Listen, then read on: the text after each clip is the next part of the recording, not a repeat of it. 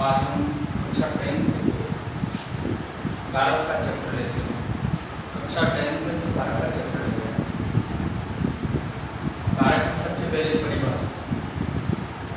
कारक की परिभाषा है वाक्य में संज्ञा या सर्वनाम का जो स्वरूप, क्रिया तथा अन्य शब्दों के साथ उनका संबंध स्थापित करता है, उसे कारक कहते हैं। अर्थात इसका मतलब ये हुआ कि कोई भी वाक्य हो, उस वाक्य में संज्ञा या सर्वनाम, कोई भी वाक्य या तो संज्ञा, हम पूर्व में पढ़ चुके हैं, आपको बताया हुआ है संज्ञा क्या है। सर्वनाम के बारे में भी आपको पता है। किसी प्राणी, वस्तु, व्यक्ति के नाम को संज्ञा कहते हैं। संज्ञा शब्द का सीधा सा अर्थ यही है कि नाम को ही संज्ञा कहते हैं।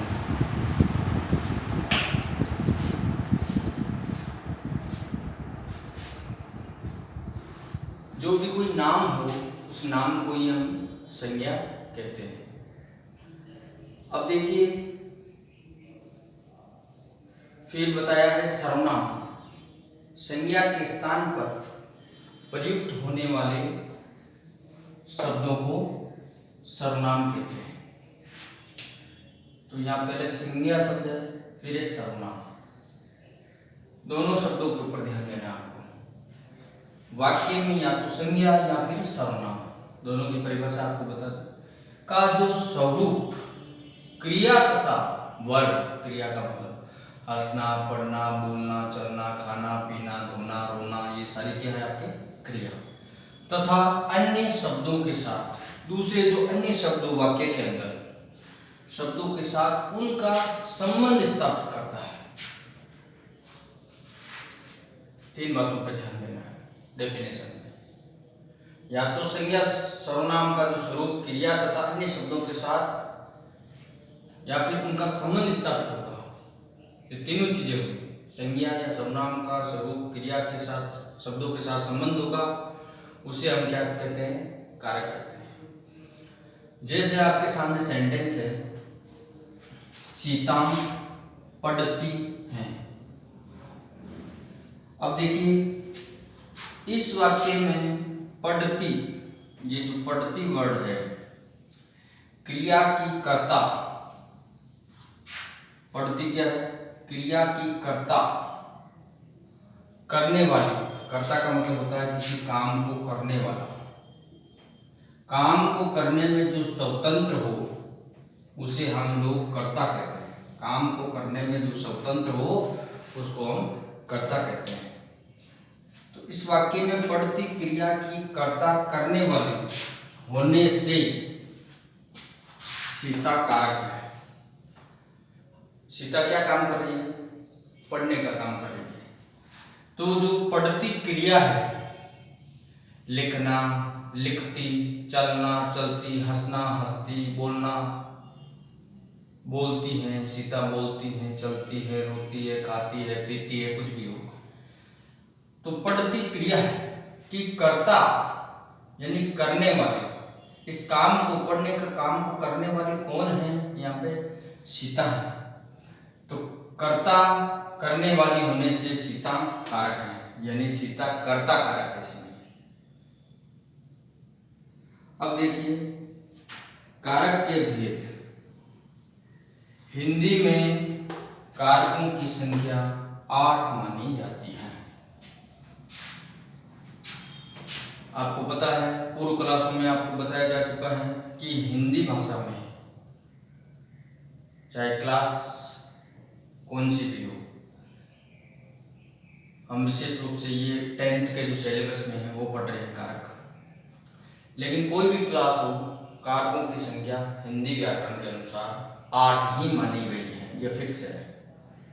सबसे पहली बात इसी को ध्यान में रखना है। हिंदी में कारकों की संख्या 8 होती है और संस्कृत व्याकरण में कारकों की संख्या 6 होती है, ये फिक्स है। संस्कृत में 6, हिंदी में 8। संस्कृत में संबंध और संबोधन, एक तो संबंध कारक, एक संबोधन। संबंध और कारक और संबोधन कारक को संस्कृत व्याकरण में कारक नहीं माना गया है, इसलिए संस्कृत व्याकरण में कारकों की संख्या 6 है और हिंदी व्याकरण में कारक के भेद 8 होते हैं। इस बात को याद करना, आपको ध्यान में रखना है। तो पहली बात, कारकों की संख्या कितनी होती है? 8। अब देखिए क्या होता है कर्ता, क्या होता है कर्म, इनकी क्या डेफिनेशन है, इसके बारे में जानते हैं। सबसे पहले है कर्ता कारक। कर्ता कारक की परिभाषा है, इससे क्रिया करने वाले का बोध होता है। क्रिया को करने वाला, इसमें क्रिया को करने वाले का बोध होता है। जैसे अभी आपको उदाहरण बताया था, सीता पढ़ती है, ये उदाहरण आपके कर्ता कारक का है। पढ़ने का काम कौन कर रही है? यहाँ पे सीता कर रही है, तो ये उदाहरण किसका हो गया? कर्ता कारक का उदाहरण हो गया। क्रिया करने वाले का बोध होना चाहिए, तो पढ़ने का काम सीता कर रही है, तो सीता आपके कर्ता कारक है।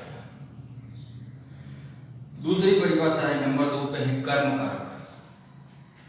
कर्म कारक में है, इससे क्रिया के फल भोगने वाले का बोध होता है। क्रिया के फल भोगने वाले का, क्रिया के फल भोगने का मतलब क्रिया का फल किसको मिल रहा है, कौन उसको यूज ले रहा है, भोग रहा है, प्रयोग में ले रहा है, यूज ले रहा है। इससे क्रिया के फल, रिजल्ट, जो क्रिया का फल है, जो रिजल्ट है, उसको कौन यूज कर रहा है, कौन भोग रहा है, कौन प्रयोग में ले रहा है, भोगने वाले का बोध होता है, उसे कर्म कारक कहते हैं। यानी कर्ता जिसको सर्वाधिक चाहता है, कर्ता जिसको सर्वाधिक चाहता है, वो हो जाता है आपके कर्म। जैसे महेश को पेन अच्छा लगता है, महेश को पेन अच्छा लगता है, तो यहाँ कर्म कारक क्या होगा? क्रिया का फल कौन भोग रहा है?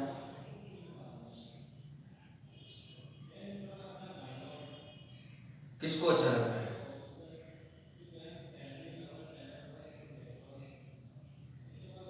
कर्ता जिसको सर्वाधिक चाह रहा है, किसको चाह रहा है? क्रिया के फल को भोगने वाले का बोध होता है।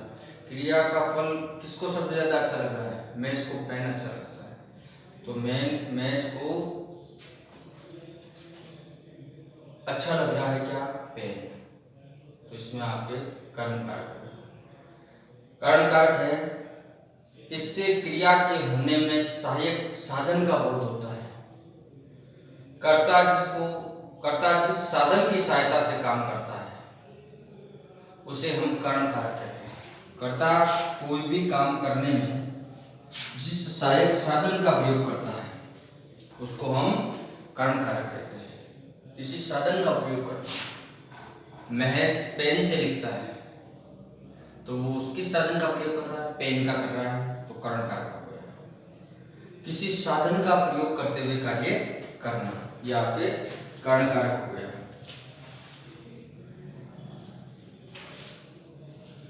जैसे कर्म कारक में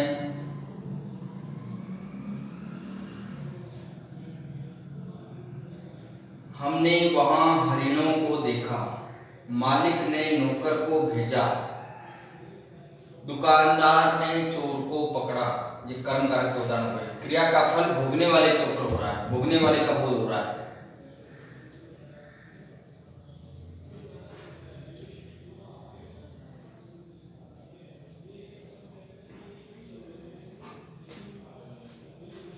जो कर्ण कारक है उसमें अभी आपको बताया कि साधन का प्रयोग, वह हाथों से काम करता है, तो हाथ क्या हो गए? काम करने के साधन हो गए।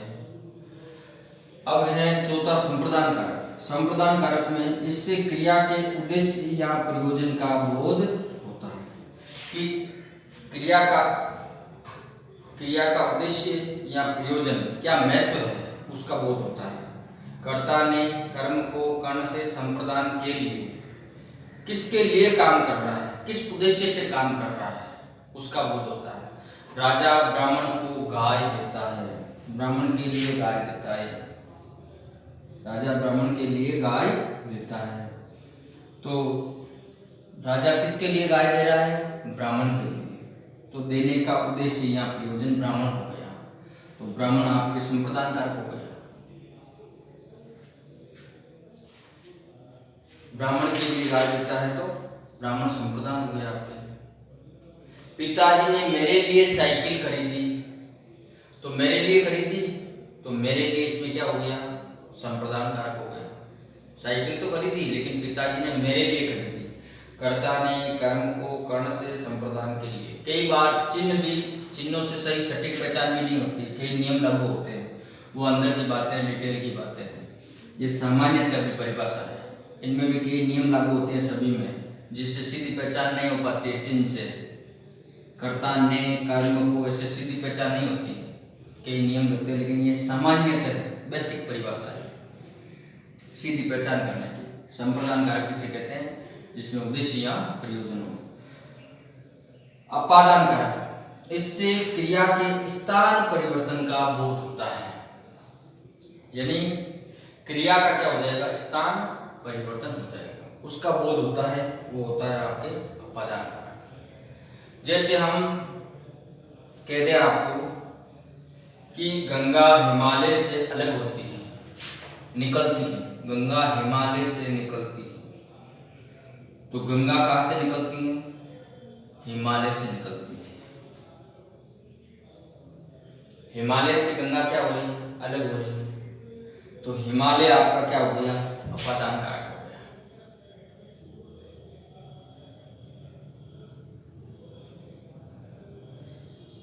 कोई भी अलग होने का बोध हो, स्थान परिवर्तन होने का बोध हो, तो वहां पे अपादान कारक हो जाएगा।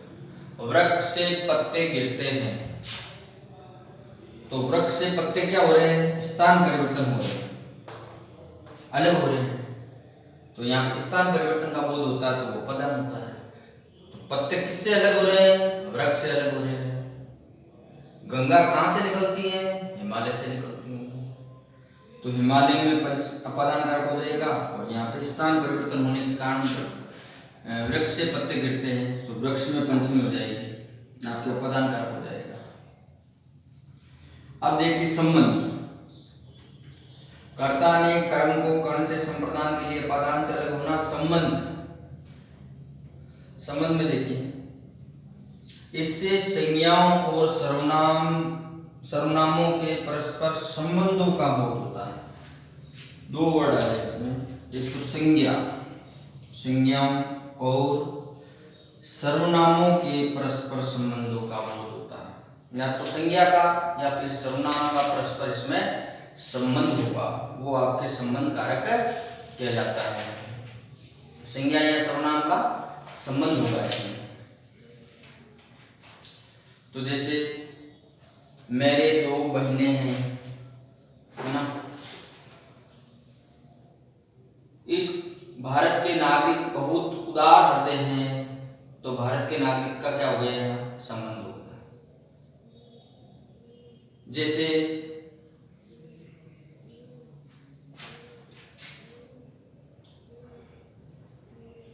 आपके संज्ञा और सर्वनाम में ले लेते हैं अपन कि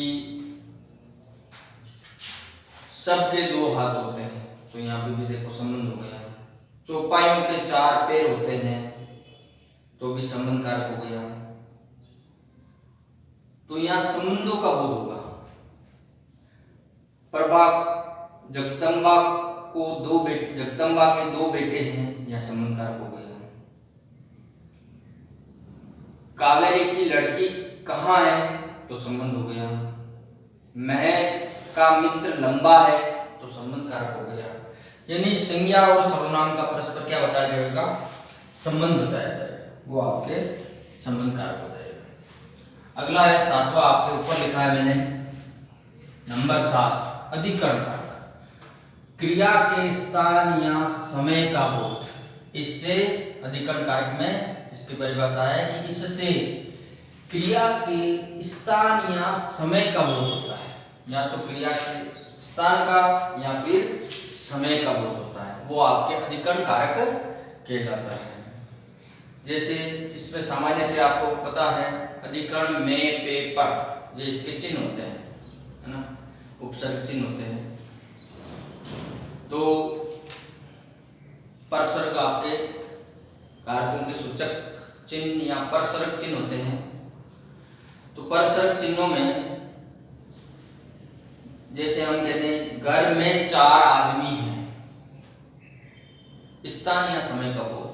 जैसे घर में 4 आदमी हैं, भारत गांव में बसता है, शरीर में अनेक अंग हैं, सड़क में बहुत गड्ढे हैं, बाजार में मिठाइयाँ नहीं बिक रही हैं, घर में भोजन शुद्ध होता है,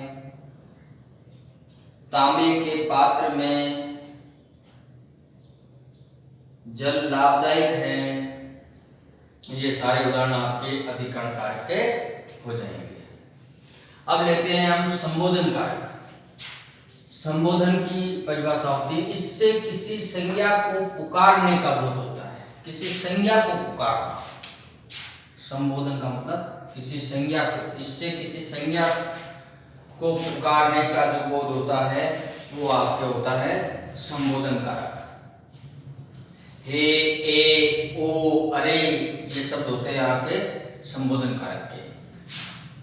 परसर्ग चिन्ह होते हैं हे, ए, ओ और अरे। हे प्रभु कृपा करो, ये संबोधन कारक है। जिससे हम लिख दें हे प्रभु कृपा करो। किसी संज्ञा को पुकारना, तो ईश्वर को पुकार रहे हैं तो हे प्रभु, यह आपके संबोधन कारक हो गए। किसी संज्ञा को पुकारने के लिए जिन शब्दों का प्रयोग होता है वो आपके संबोधन कारक है। संज्ञा हो गई हे प्रभु, आगे ऐसा चिन्ह लगाना है आपको संबोधन कारक का। ओ भाई जरा बात सुनो, ओ भाई लिख दिया, फिर ये चिन्ह लगा दिया संबोधन कारक का। जरा धीरे चलो, जरा, ओ भाई जरा बात सुनो या जरा धीरे चलो, कुछ भी कहते। ओ भाई जरा बात सुनो,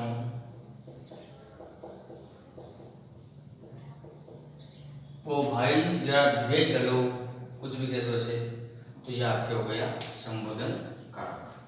तो ये सामान्यतः हमने कारक के बारे में जाना है। सबसे पहले हमने कारक की परिभाषाएं जानी। वाक्य में संज्ञा या सर्वनाम का जो स्वरूप क्रिया तथा अन्य शब्दों के साथ उनका संबंध स्थापित करता है उसे कारक कहते हैं। जैसे सीता पढ़ती है, ठीक है, इसमें सीता पढ़ती में प्रतिक्रिया है, सीता कर्ता कारक है। कारक के भेद हिंदी में कारकों की संख्या 8 मानी जाती है और ये आपके सामने है। कर्ता कारक, इनके चिन्ह आपको पता है, परिभाषाएं ध्यान में रखनी है, याद करनी है। कर्ता परसर्ग चिन्ह, कर्ता ने कर्म को कर्ण से संप्रदान के लिए अपादान से अलग होने के अर्थ में, संबंध का के की या रा रे री, अधिकरण में पे पर, संबोधन हे अरे ओ, या फिर संबोधन कारक होता है। तो इस प्रकार ये सामान्यतः हमने कारक के बारे में जाना, सामान्य जानकारी प्राप्त की। अब इसके बाद में हम अलग अलग कर्ता कारक के नियम, जो केवल नए चिन्ह से ही नहीं जाने जाएंगे, इसमें अलग अलग नियम हैं। फिर कर्म कारक के नियम, फिर कर्ण कारक के, संप्रदान कारक के, अपादान के, संबंध के, अधिकरण के और संबोधन के, सबके अलग अलग नियम हैं, वो उसके बारे में हम जानकारी प्राप्त करेंगे। Thank you.